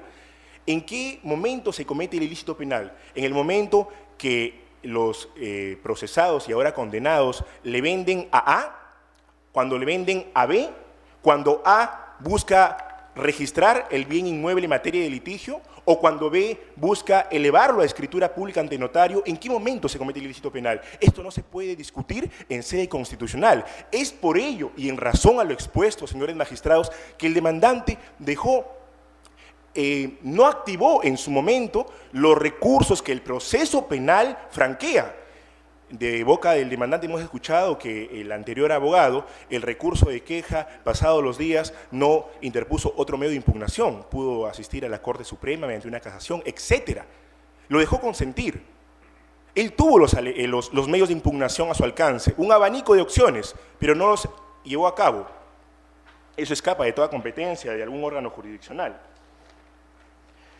Aún así, señores magistrados, basándonos en la hipótesis del demandante que la fecha de inicio del plazo de prescripción es el 6 de abril del año 2012, aún así, dicho requerimiento es improcedente, porque pareciera que el demandante no se ha enterado del artículo 83 del Código Penal, el cual a la letra dice: la prescripción de la acción se interrumpe por las actuaciones del Ministerio Público o de las autoridades judiciales quedando sin efecto el tiempo transcurrido. Hay que tomar en cuenta de que a los que en su momento fueron procesados se les apertura instrucción en el año 2008, a un año 11 meses aproximadamente.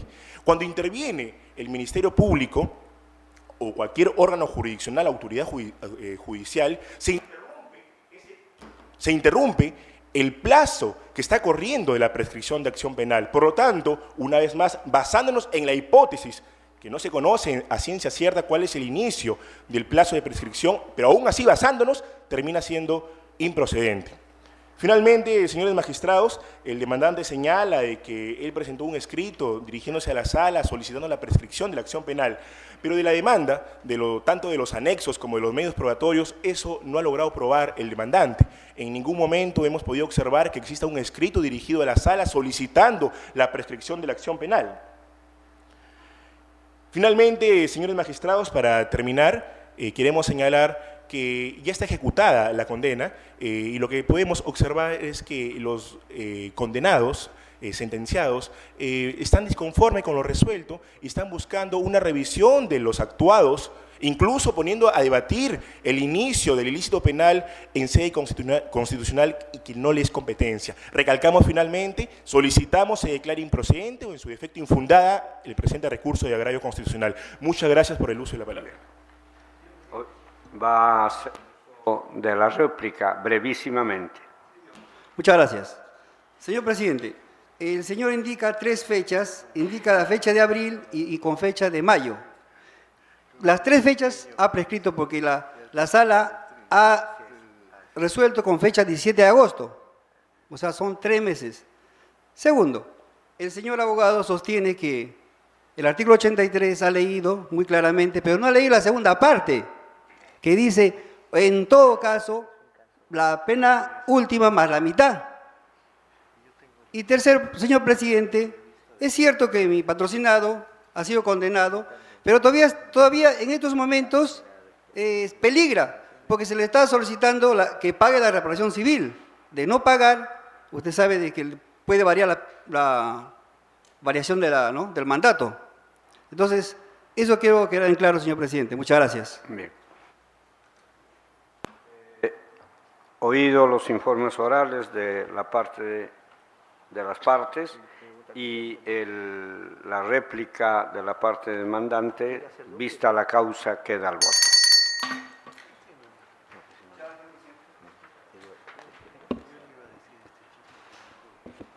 De cuenta, señora secretaria relatora del siguiente expediente. Causa número 20, expediente 3068-2014, proceso de amparo, seguido por... Perdón, disculpe, señor presidente, es la causa número 19. Causa número 19, expediente 2861-2014, proceso de amparo, seguida por John Eddie Castillo Castillo contra Esalud Ancash. Señor presidente, ha solicitado el uso de la palabra por la parte demandante el abogado Nilo Wilfredo Serna Velázquez.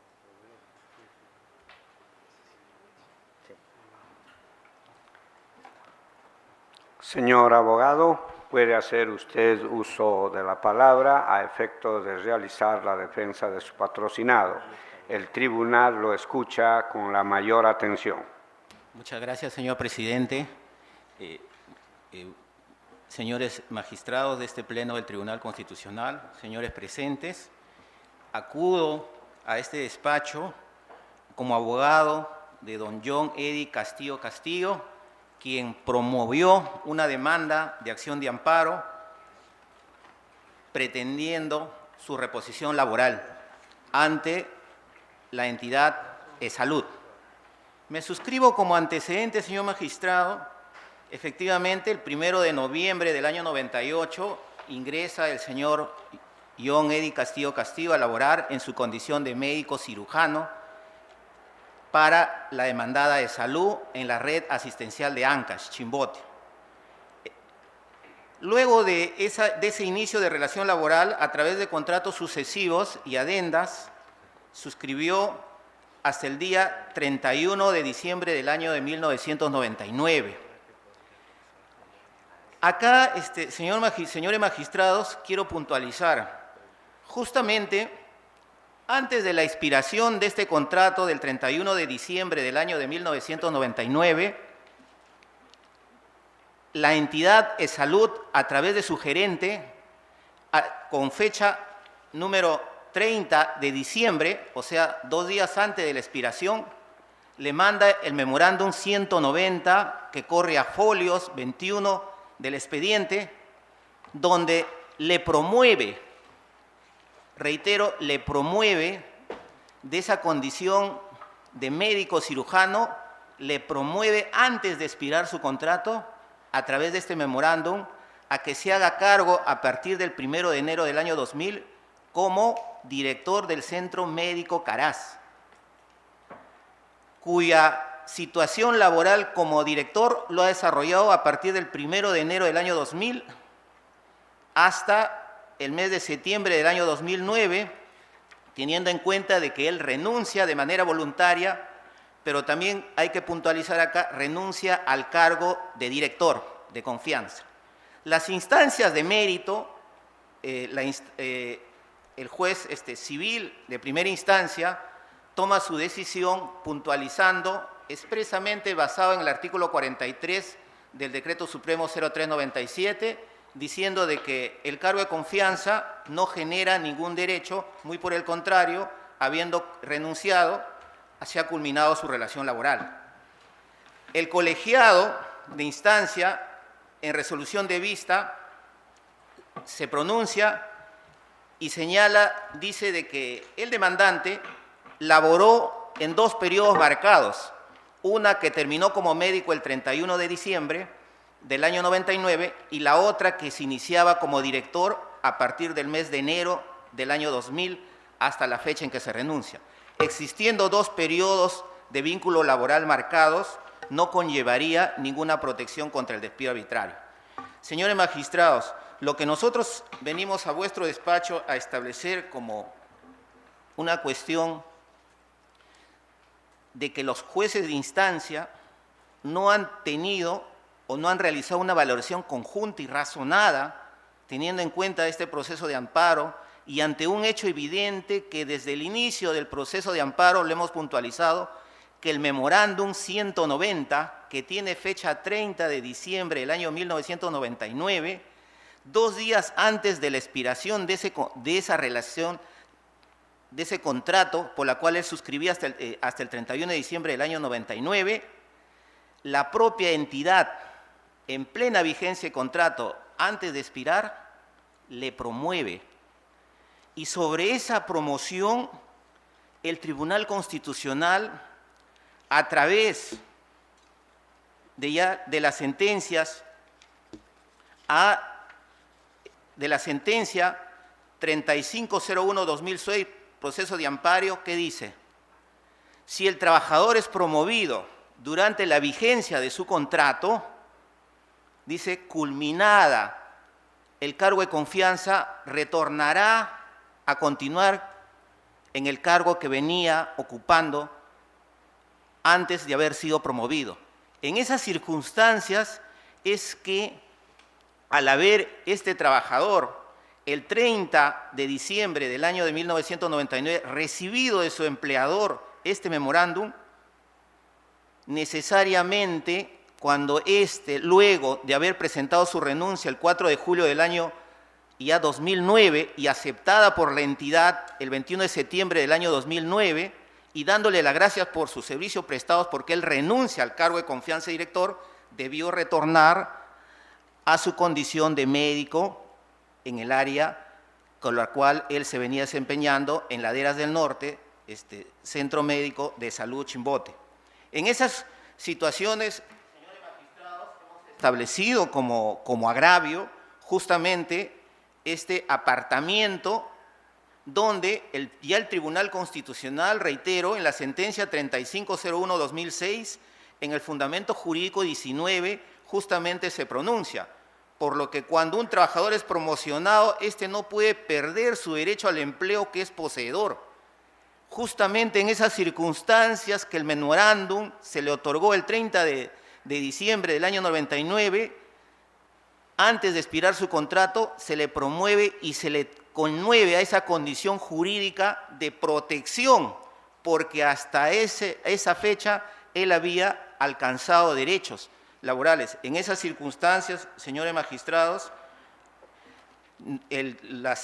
los juzgados de instancia no han tenido en cuenta la valoración conjunta y razonada de este medio de prueba expresamente, que vengo nuevamente a reincidir en el memorándum 190, razón por la que solicito a que vuestro despacho, en aras de uno de los fines supremos, no solamente el derecho al trabajo, sino también el fin social que busca el derecho, nosotros queremos que la sentencia de agravio constitucional, este recurso de agravio constitucional sea declarada fundada y se revoque las sentencias de instancias venidas.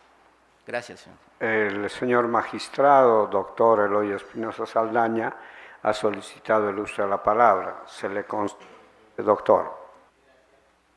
Gracias, presidente. Señor abogado, hemos escuchado con mucha atención su punto de vista. Le pregunto, ya que está usted hablando de jurisprudencia del Tribunal Constitucional, ¿en su caso concreto tendría alguna incidencia el presidente Huatuco que ha firmado esta composición del tribunal o no? Magistrado, teniendo en cuenta, primero, que era una plaza presupuestada, segundo... ¿Entró por concurso la persona o no?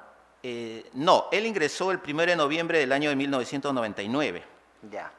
Lo que pasa es, señor magistrado, cuando se le otorga el día 30 de diciembre del año 99, se le otorga un memorándum para que ya no continúe como médico, sino le dice usted a partir del 1 de enero del año 2000 asume como director. Esa promoción... No, perdón. Entonces, eso lo tengo claro, ya lo escuché, sí. No repitamos, porque además tenemos todavía algunos colegas suyos que también eran unos casos. Entonces, la pregunta es muy concreta. ¿Usted sabe cuáles son, guste o no guste, los requisitos planteados por el caso Huatuco? En el caso Huatuco, no estamos aquí discutiendo si hubo desnaturalización del contrato, no. Mi pregunta es bien concreta. Los supuestos del caso Huatuco son: tiene que haber una plaza vacante, presupuestada, de duración indeterminada, y tiene que hablarse de un concurso público como ingreso. Si no, la alternativa es no reposición, sino otras que usted bien conoce, porque entiendo que ha revisado el precedente. Entonces, explíquenos, por favor, si en su opinión, entonces, con los datos concretos del señor que usted está defendiendo, estamos ante una situación en la cual se le aplica el precedente o no. La plaza es una plaza presupuestada, es una plaza permanente, la condición de médico. En estos momentos él sigue elaborando en su condición de una medida cautelar. Lo que sí no entró, efectivamente, es mediante concurso. Es la única situación. Sí. Sí, es que no... Sí. No puede intervenir nadie, por favor. Sí. La majestad de la Administración de Justicia... Lo que pasa es de que en esas circunstancias de él se hacían los concursos médicos así en su momento, pero para ser contratados. Sí. Aun cuando ha sido bastante heterodoxa la manera que ha llegado la información, pero no se preocupen, aun cuando el abogado no hubiera acertado, nosotros vemos los actuados del expediente. Eso es todo de mi parte, por favor. Oído el informe oral del señor abogado y la intervención del magistrado, vista la causa, queda al voto. Dé cuenta, señora relatora, secretaria, del otro expediente. Causa número 25, expediente 4291-2014, proceso de amparo, seguido por Wilfredo Nazario Lagos Mayhuasca contra RIMAC Internacional, Compañía de Seguros y Reaseguros. Señor presidente, solicita el uso de la palabra por la parte demandada el abogado José Arturo Calderón Castillo. Señor abogado, puede hacer usted uso de la palabra a efecto de realizar la defensa de su patrocinado. El tribunal lo escucha con la mayor atención. Señor presidente, señores magistrados, buenos días con todos los presentes. En el presente informe solicito se declare improcedente el recurso de agravio constitucional presentado por el demandante y se confirme la sentencia emitida por el ADCEM que declara infundada la demanda en todos sus extremos. ¿En qué se basa la Corte Superior? Se basa a que el demandante, la pretensión del demandante no ha sido debidamente demostrada. ¿Por qué? Porque los medios probatorios adjuntos no son idóneos. ¿Y por qué y hay algo adicional? El recurso de agravio se basa solamente en que los temas de pensión de invalidez deberían ser acreditados por un dictamen de comisión médica. Ello ya no es así, ello sería así en los años 2005, 2006, donde no se tendría un mayor conocimiento de la falsificación que se vienen haciendo de estos dictámenes de comisión médica.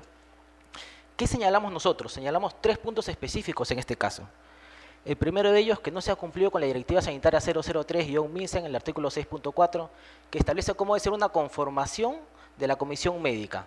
Y la conformación es tan sencilla como debe haber un presidente, debe haber un médico interno y debe haber un médico especialista.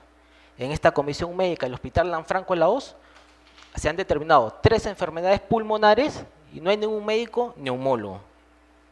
Punto número 2, que es el más grave de todos.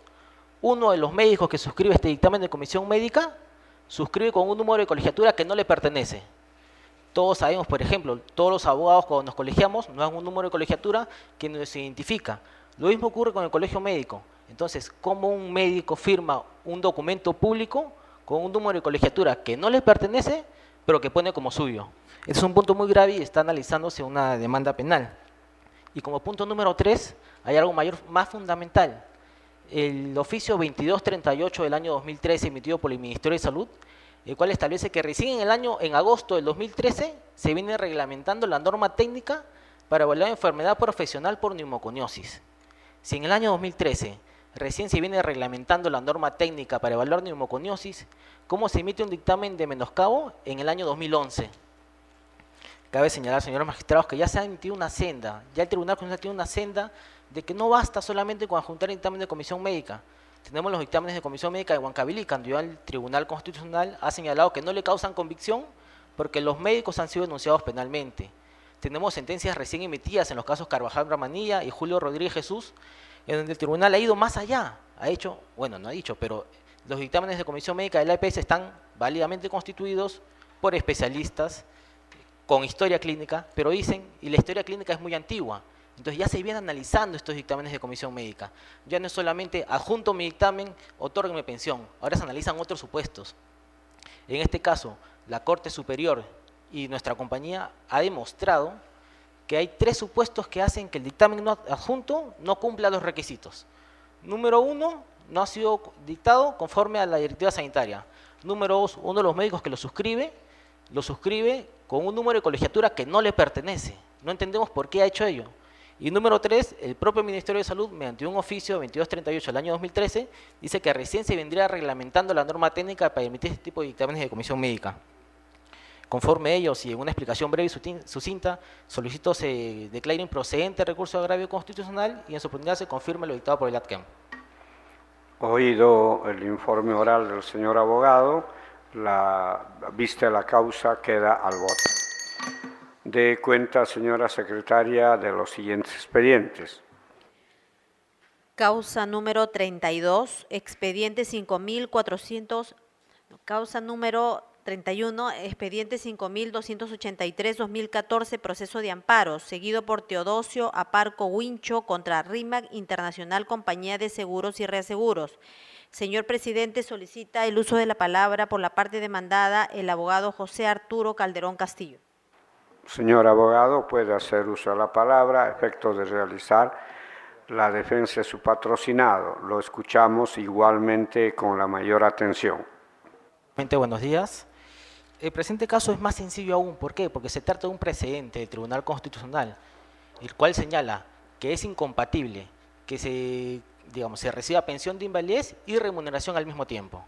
En este caso se ha demostrado en autos que el señor sigue trabajando y que le solicita una pensión en base al 79% de menoscabo, nuevamente también en base al dictamen de comisión médica del Hospital Lanfranco Laos. Quiero dejar en claro que este hospital, Lanfranco Laos, está siendo muy usado en La Oroya, todo lo que es la Junín, La Oroya, Tarma, Huancayo, también lo usa Huancavelica, lo usa Pasco y tiene serios cuestionamientos médicos. Ahora, el señor dice, tengo 79% de menoscabo, pero entonces, ¿cómo continúa laborando? Si formulamos esta interrogante, hay dos cosas, o no está enfermo, o no hay relación de causalidad entre la labor de que desempeña y el menoscabo que señala. Conforme a ello, solicitamos solamente se aplique el precedente vinculante establecido en el 163 del año 2006 y también referido en el caso de Alipio Holanda Hereda, en donde se dice es incompatible que una persona con gran incapacidad y con incapacidad permanente total reciba pensión de invalidez y remuneración. Un apartado también que hay que hacer en este proceso es que el señor es enmaderador y no se ha demostrado a lo largo de todo el proceso qué significa ser enmaderador. Ahora, el Tribunal Constitucional ya ha emitido sentencias el 15 y 18 de agosto del año 2014 respecto a la relación de causalidad, que dice que no basta con decir soy trabajador minero, tiene que decir, ¿trabajaste en Socavón Mina? ¿Trabajaste al interior de la misma? ¿En qué parte trabajaste? ¿Y en qué área trabajaste? ¿En el área de producción? ¿En el área de logística? ¿En qué área? ¿Por qué? Porque un ingeniero que trabaja para una mina no va a contraer la misma enfermedad que puede contraer un peatón, como puede ser un peón, un perforista, un motorista. En ese sentido, hay dos supuestos. El primero de ellos que se aplique el precedente y el segundo de ellos un tema de causalidad que no ha sido demostrado a lo largo del proceso. Por estas razones solicito se declare improcedente el recurso de agravio constitucional y en su oportunidad se declare se confirme la sentencia emitida por el ATCAM. Oído el informe oral del señor abogado, vista la causa, queda al voto. Dé cuenta, señora secretaria relatora, del resto de expedientes. Señor presidente, doy cuenta a usted que en las demás causas programadas para el día de hoy no hay informes orales porque, habiéndolo solicitado, no se han apersonado para realizarlo o porque no lo han solicitado conforme al reglamento. Escuchado el informe de la señora relatora secretaria, se dan por vistas las causas y quedan al voto. La audiencia ha terminado. Se agradece al público asistente.